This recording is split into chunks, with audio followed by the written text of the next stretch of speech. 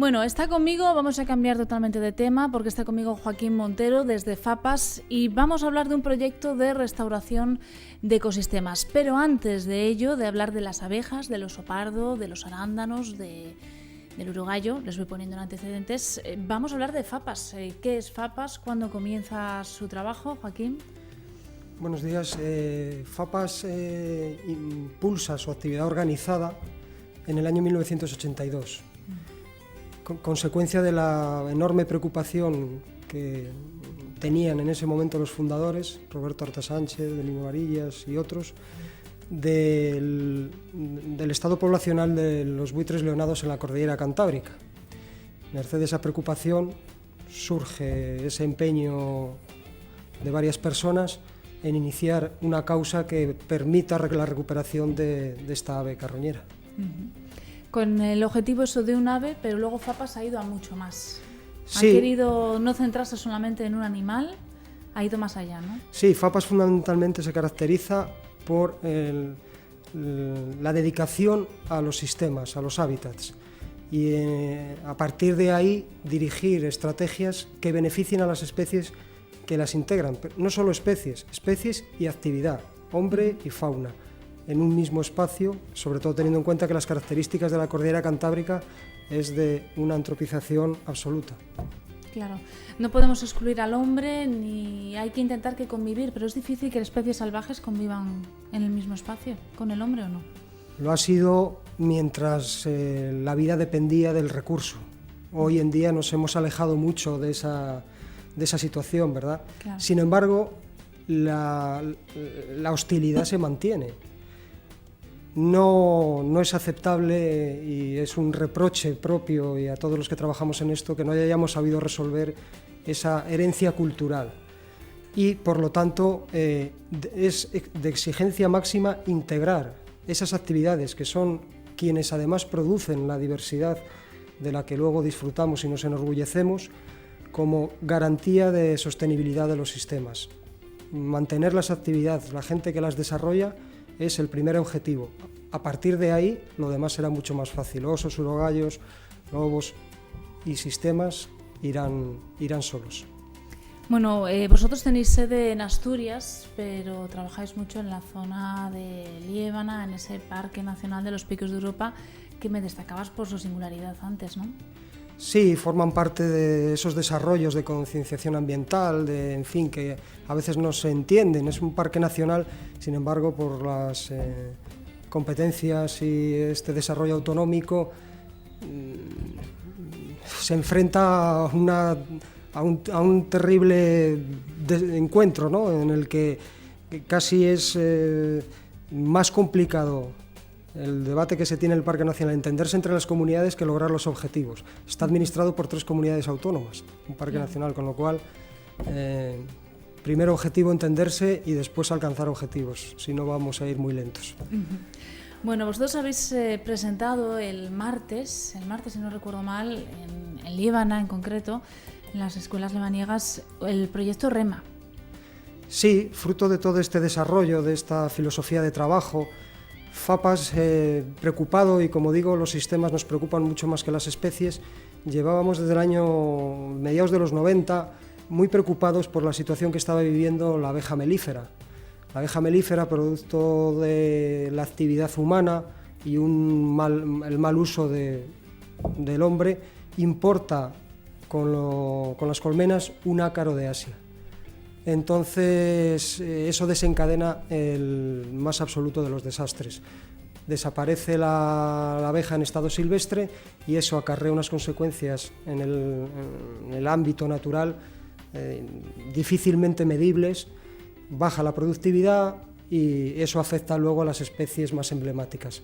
Nosotros desarrollamos unas líneas de trabajo desde ese año que desembocan en la acción y actividad en Liébana que desarrollamos y presentamos ayer y que se lleva desarrollando desde este año es el segundo. Son 2 años con el apoyo de la Fundación Banco Santander y que intenta poner la guinda a todo ese desarrollo iniciado en los finales del 90 y es llevar la apicultura y los apicultores tradicionalmente inquietados por la presencia de la fauna a aquellos lugares los que interesa devolver a la fauna para eliminar esos cada vez más habituales desencuentros entre ellos.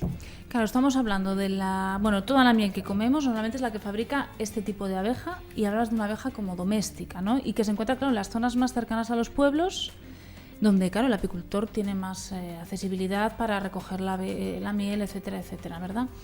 Y lo que queréis es llevar esas a las zonas más salvajes, esas abejas. Consiste fundamentalmente en eso. Eliminada la abeja en estado silvestre, que se distribuía por todo el territorio aleatoriamente, el único poder benefactor de la abeja melífera, principal polinizador de los sistemas naturales de nuestra geografía, queda bajo el amparo de la apicultura. La apicultura domestica a la abeja melífera en propio beneficio como actividad, pero su acción benefactora se limita al área de influencia en la que el apicultor... ¿Cuál es el área de influencia, por ejemplo, de una abeja? En montaña se tiene estimado, aunque eso varía en función de las condiciones de la floración, pero se tiene estimado que es en torno al 1,5 kilómetros. Es muy poquito. Claro, entonces, si tenemos en cuenta que las localizaciones de los apicultores se basan, como es lógico, en una economía, optimizar la economía, colocan sus colmenares en las zonas en las que les resulta más accesible el manejo. Claro. Sobre todo, además, porque son suficientes para completar su objetivo, que es acumular miel con la que vender. ¿Qué ocurre? Que las áreas más alejadas, distantes de esos colmenares, precisamente, además, normalmente disponen de la máxima protección y son las más importantes a nivel natural. Con lo cual, nos resultaba terriblemente interesante deslocalizar esas colmenas, presentarles algo atractivo a los apicultores para que se trasladaran de sus asentamientos tradicionales a los lugares en los que su presencia resulta de máximo interés para el sistema y para las especies. Claro, algo que incluso los apicultores creían igual que estaba prohibido no meterse en X zonas, ¿no? Ahora se les ofrece... ¿Cómo han sido esas negociaciones, esos acuerdos que habéis llegado con ellos? Bueno, son duras. Ellos en principio pues no lo necesitan. Hay una herencia cultural difícil. Es difícil borrar rápidamente. Ellos no ven beneficios inmediatos por llevarlas a otro lado, más bien lo contrario. No, bueno, se les presentan las posibilidades de los beneficios y ha habido un grupo de gente que ha probado la iniciativa y lo ha comprobado. ¿Y cuáles son esos beneficios? Bueno, teniendo un dispositivo móvil que te permite buscar las floraciones, la abeja la presentas el recurso con un gasto energético mucho menor, con lo cual la permite realizar más miel, mejorar su sanidad, en fin, ahí ya cada apicultor ha de encontrar, y suele hacerlo, aquel beneficio que más le interese: producción de más enjambres, fortalecer sus colmenas para una floración puntual, buscar la floración de brezo, que es muy demandada y muy apetecible en el mercado. Claro, la miel de brezo siempre es más eso ya no lo intentamos dirigir porque sería pretencioso. Eso ya que cada uno descubra el interés en mover sus colmenas, que se puede decir que lo han descubierto. El que lo ha probado se ha dado cuenta de los beneficios. Sí, cada uno en su variante, en su vertiente, pero sí, hay que recordar que no es algo inédito. Vamos, la apicultura transhumante existía, burro y en caballería. Te digo, luego el mercado, el bienestar, elimina aquellas situaciones más esforzadas. Pero la tecnología también nos ofrece la oportunidad de resolver esas cuestiones. Un carro, un coche, pistas rodadas que hay, les permiten acceder. Los permisos, pues es algo que hay que resolver de inmediato, pero no solo para este tema, es para todo. La carga burocrática no solo es para las empresas. Se dice que se tarda en constituir una empresa, que la economía no se mueve. Bueno, pues pregúntenselo a las actividades rurales, a los paisanos rurales, en qué situación se encuentran, no solo por la economía de mercado que les sitúa sus productos por debajo de su valor, sino que acceder a su actividad le supone Andalucía. Gestores de Andalucía calculan que el sector agrario dedica más del 60%, entre el 60 y el 70% a cumplir con la administración en trámites, con lo cual es algo sobre lo que hay que reflexionar, sobre todo cuando son nuestros aliados. Claro. Más en los momentos que corren, ¿verdad? Que es lo que se le está pidiendo a la Administración, flexibilizar y dar ya no ayudas, simplemente que lo que serían los trámites administrativos, ¿verdad? Mucha mayor agilidad. Tenemos una foto de ese FAPA móvil, que es el que hace posible esa transhumancia de las colmenas, ¿verdad? La vamos a ver, la foto, si es posible. Sí, efectivamente, es un sistema que además el carro en sí, pues un carro diseñado resolviendo determinadas cuestiones que se han ido mejorando. Tiene un aspecto fundamental que es garantizar la seguridad de las colmenas. Lleva un pastor eléctrico que le rodea para impedir que el oso acceda a ellas, porque el oso, además de verse atraído por la eterna leyenda de su golosa condición, lo que más le atrae es la proteína de la larva, sobre todo en estos momentos en las que las carencias Aquí son tenemos máximas. Un vídeo en el que vemos un poquito cómo funciona. Efectivamente. Bueno, ¿no? Efectivamente, ahí es cuando lo estamos colocando, es un sistema en el que se puede Y el modular. oso, no, bueno, ni el oso ni ningún animal puede acceder a ellos. No, O sea, no. Las abejas están seguras. Está, ¿no? Se ha intentado diseñar para frenar las acometidas del oso y su capacidad de resolver grandes galimatías. Entonces, Es listo para estas cosas, sí, ¿verdad? Espabila cuando tiene comida sí, que le gusta. dicen que el hambre agudiza el ingenio y El oso él también. representa el ingenio, se podría decir personificado, ¿no? Ajá. Que no lo es. Pero ese dispositivo permite regular y corregir, lógicamente, las anomalías de un terreno natural, tanto en longitud como en amplitud como en extensión, para alejar el brazo, las circunstancias, pues si hay un árbol, la altura, hay una peña, evitar que se pueda colar por arriba, por abajo, en fin. De momento está funcionando con solvencia. Lo único que hay que tener siempre en cuenta es tener controlada o que lleva corriente siempre, que no ha habido descarga fruto de mal tiempo que nos acompaña, que no da luz solar. Y en fin, a partir de ahí se ha mostrado muy seguro, no nos han tocado las colmenas y la actividad, los apicultores pues han desarrollado la actividad muy por encima de lo pensado. Ahí ya en la vertiente, con miel, reforzando núcleos, como digo, o sacando enjambres, que hoy en día, fruto de la mortalidad de abejas, está siendo un recurso para el apicultor pues muy apetecible a la hora de sacar su renta mensual. Claro, cuando hablamos de transhumancia en este sentido, vemos que hoy, por ejemplo, está colocada en un lugar y está un tiempo y luego se mueve a otro espacio. ¿Las abejas ahí no tienen problema? No, tienen, bueno... Su GPS es bastante mejor que el nuestro. Sí, bastante mejor, y además el apicultor, que es un profesional excelente, sabe cuándo puede moverlo. Efectivamente, y lo que tiene que hacer, ¿no? Tienen que estar cerradas, se tienen que mover por la noche cuando están todas recogidas, y a partir de ahí se tienen que alejar siempre de un punto a otro por encima de una distancia para evitar que su GPS se altere. Son profesionales excelentes, lo cual hay que aprovechar, y es otra de las cosas que hay que reprochar cuando hablamos de trámites. Son gente especializada a la que se la está de alguna manera pues estrangulando y no aprovechando sus conocimientos. ¿Qué ocurre? En esta iniciativa lo que nos interesa es acudir a una sola floración. No tenemos recursos suficientes para pagar sus servicios ambientales en todas aquellas frutos de interés para la fauna, pero hay una por excelencia que nos interesaba mucho, que es el arándano. Lo que nosotros luego ponemos a su disposición para que ellos hagan de él economía y se beneficien en otras zonas. Ellos después, la floración del arándano se sucede en un mes, en función de la climatología y la altura, en una época. Pasado ese mes, el compromiso con nosotros queda ya aparcado, pero les seguimos cediendo el carro para que desarrollen su actividad allá donde quieran y les permita. ¿Cuántos carros tenéis? Son 10. La iniciativa cubre 10 áreas con 10 FAPI-móviles, en 10 áreas de la máxima importancia, que van desde el puerto de Piedras Luengas, en un extremo de Liébana, al Parque Nacional, más allá del puerto de San Glorio, al extremo oeste de Liébana.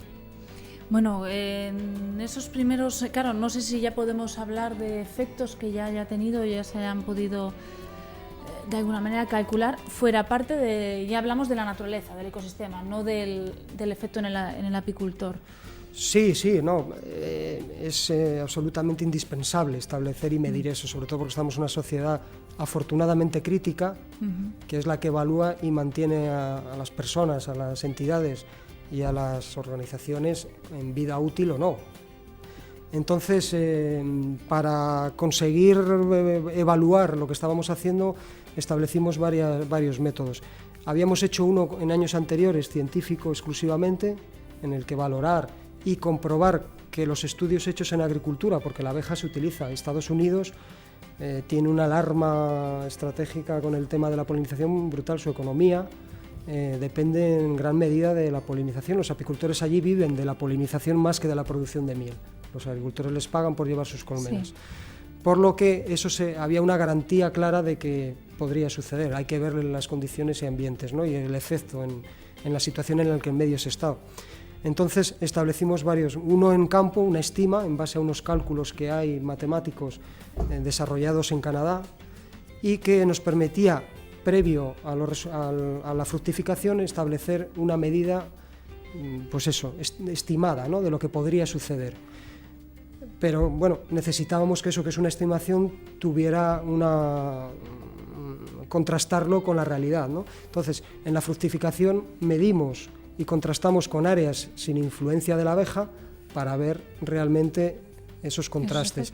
Y posteriormente sometemos esa evaluación al laboratorio. La miel que se ha producido durante ese mes y el polen lo llevamos a un laboratorio, a la Universidad de León, que ese es la prueba del algodón en la cual, si esas estimaciones se cumplen, deberían ser corroboradas. Y efectivamente, todo ha surgido con normalidad, satisfactoriamente, incluso por encima de la expectativa de campo, de estima, en la que siempre procuramos ir con reservas y conservadores.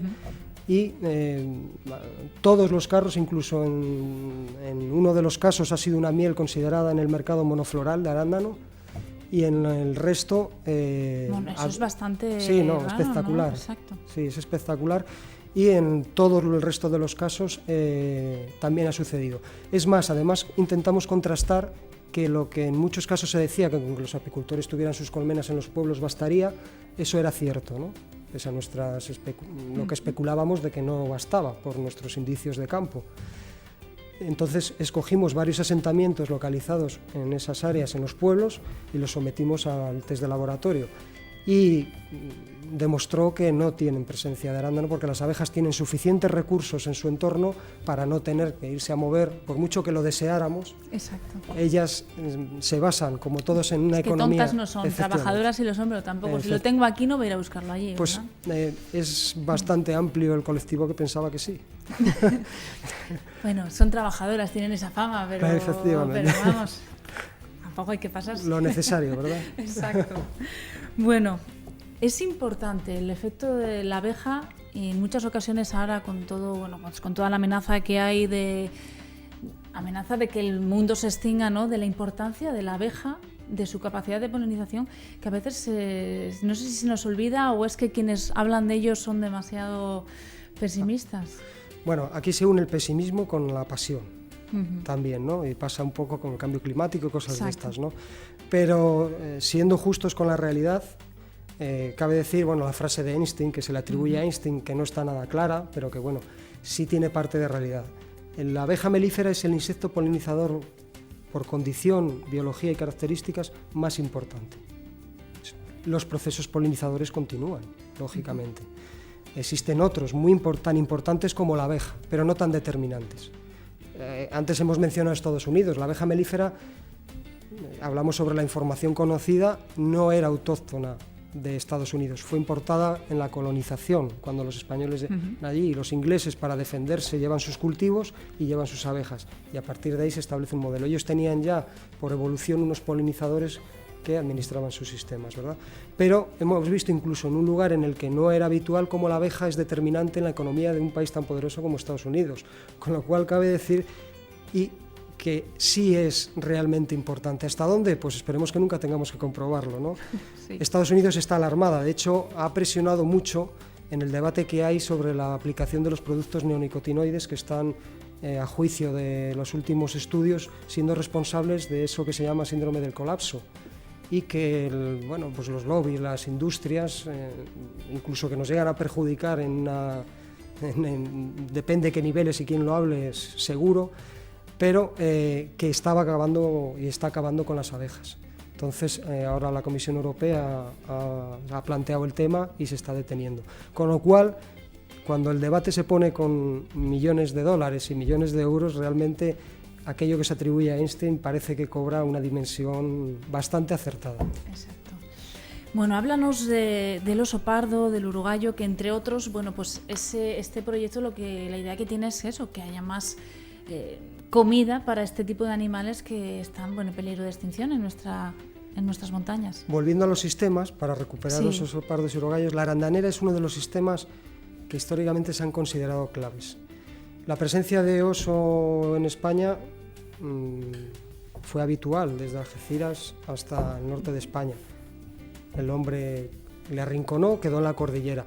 La cordillera se caracteriza por la antropización. La cordillera tiene unas características y el oso y el urogallo evolucionan con unas características que difieren en cuanto a densidades y abundancias mucho de lo que se corresponden a las poblaciones de otras latitudes. Norteamérica o Rusia, por ejemplo, en el que viven espacios muy parecidos a su condición primigenia, ¿verdad? Aquí no, aquí el oso y el urogallo han vivido rodeados del hombre continuamente, se han aprovechado de sus recursos y han crecido y evolucionado en función de la oferta trófica que se presentaba y que presentaba sobre todo el hombre, bien porque la producía o bien porque era la que permitía. Las arandaneras forman parte de ello. El espacio de la cordillera cantábrica es una vocación forestal, sin embargo el hombre a partir de 1500 metros la modula para sacar pasto y eso hace que el arándano, que es una especie pionera, es la primera que se asienta después de un incendio, después de un pasto cuando evoluciona, viva en equilibrio gracias pues, al control del matorral, que hoy en día ya no existe. Claro. Ahí hemos visto imágenes de un colorido exuberante, de el matorral que hablamos, los brezos. Sin embargo, el arándano ha quedado sumergido en la base, cosa que no ocurría anteriormente cuando ese recurso era fundamental para el oso pardo y el urogallo en la época que va depende de la altitud y la presencia del arándano, que puede ir desde junio... Claro, puede haber arándano, pero si está... Efectivamente. Totalmente escondido entre matorral, pues hombre, no se van a meter a por él, ¿no? No ya los osos, que se meterían si pudieran comerlo. Sí. El problema es que para que se produzca el fruto tiene que haberse producido la polinización. Claro. Y depende de los insectos. Y los insectos, la comunidad de insectos polinizadores, cuando tienes una oferta mucho más amplia, más económica, no te metes en las profundidades. Exacto. A buscar el recurso, lo cual acaba perjudicado en esa competencia que siempre se produce en la naturaleza esta especie. Por eso digo que el hombre ahí actuó dándole protagonismo a una especie que, abandonando el medio, pasarán cientos de miles de años hasta que con otra estructura forestal vuelva a cobrar protagonismo. Con lo cual eso repercute en la dinámica de poblaciones claramente, y ese es nuestro objetivo, ¿no? Plantear este debate, hacer una acción demostrativa viendo que si lo aplicas incluso con esta vegetación aumenta la productividad, aunque haya otros problemas que es ese matorral, y a partir de ahí nosotros sería pretencioso pensar que se pueden solucionar las cosas. Eso corresponde a la administración, sí, quien oriente realmente en base a las acciones que son positivas el enfoque. Y volvemos otra vez a lo de los apicultores. El arándano fue beneficiado por la presencia de ese medio, o sea, se hablaba de mares de arandaneras. Eso realmente ya no existe, salvo en aquellos lugares en los que las condiciones ambientales por altura y por el tema de terreno, zonas de canchales con piedras, impiden que haya otra vegetación. Entonces el arándano ahí se mantiene, pero siempre ya son zonas mucho menores que las que estábamos acostumbrados o que habíamos leído o que habían visto o que nos cuentan de la cordillera, que iba desde Burgos hasta Lugo, en el que el arándano reinaba en las cumbres. Claro, estamos hablando de un arándano silvestre, pero hace poco también estuvieron con nosotros del CIFA para hablarnos de las plantaciones de arándanos, que bueno, pues estaban, sobre todo aquí en nuestra región, están tomando cierta importancia. Siempre además hablamos sobre todo en la zona de Liébana, en la zona de campo, se están haciendo plantaciones. Yo no sé hasta qué punto esto también puede interferir o puede ayudar. No, o al final es totalmente ajeno porque estamos hablando de zonas... Es ajeno y esperemos que lo siga siendo. No vaya el oso a comer los arándanos a las plantaciones, teniéndolas arriba. Sería una irresponsabilidad de la sociedad muy grande abandonar. Aquí, en la cordillera, Cantabria, en Asturias, en Castilla y León, se recolectaba el arándano silvestre. Pirineo se recolectaba hasta no hace mucho tiempo y se vendía. Hay un comercio intenso del arándano silvestre en Polonia, en Finlandia. Son otras condiciones. Aquí las había, lo que pasa que, abandonado el medio, las condiciones naturales, como decíamos, hacen perder protagonismo al arándano y su tamaño, además, fruto de que no hay polinización, no tiene rentabilidad. Tal es el caso que eso tiene una evidencia empírica. Cuando ya la gente no va ni se agacha a recogerlo, es porque realmente no interesa. Mucho menos recolectarlo, con lo cual el cultivo es la única alternativa. Son arándanos americanos de otras características que son positivos en tanto en cuanto resuelvan las situaciones económicas del territorio, sí, que son perentorias, pero en cuanto pero a en la relación a ecosistemas la relación de ecosistemas no tiene absolutamente nada que ver, salvo tener una población contenta, con un nivel de desarrollo y económico lo suficientemente elevado para evitar volver a épocas en las que la competencia era el factor de discriminación, ¿no? Entonces, ya digo, estas arandaneras es clave. De hecho, el urogallo es una de las especies más afectadas por su carácter especialista, sobre todo en las etapas más críticas, que son las de cría y demás, y a otras que son en las del invierno, que aunque se le considere boreal, el invierno no le pasa bailando. El invierno tiene desarrollado una estrategia de ahorro energético, agazapado y evitar cualquier trastorno. Y el arándano es un recurso vital para él. El oso es un generalista, podría y lo puede sustituir, pero nos conviene mantener a las poblaciones de osos bien alimentadas y en las zonas altas, para evitar de que si un día nos ponen plantaciones de arándanos, pues le tengamos de visita. ¿Verdad? Exacto. Bueno, dentro de la página de FAPAS hay información de muchos de vuestros proyectos, etcétera. Hay una en relación a este que a mí me llamó la atención, que era de los cortines. No sé si nos lo puedes contar. Que es un poco esto mismo, pero de otra manera, ¿no? Sí, los cortines forman parte del ingenio humano para defenderse de la hostilidad natural en sus manifestaciones, y el cortín en su máxima expresión contra el oso. Es un amurallado de piedra con unas variantes geométricas, normalmente circular, muy desarrollado en Asturias, con unas lanchas enormes en la pared, porque la pared por sí misma no impedía el abordaje del oso, y que sí colocadas unas enormes piedras planas en la parte superior evitaba luego que el oso ascendiera. Entonces son estrategias de defensa que el hombre en esos momentos de enorme necesidad planteaba, en los que la energía no tenía tampoco, hay que darse cuenta del enorme esfuerzo que supone, pero claro, el alimento era vital.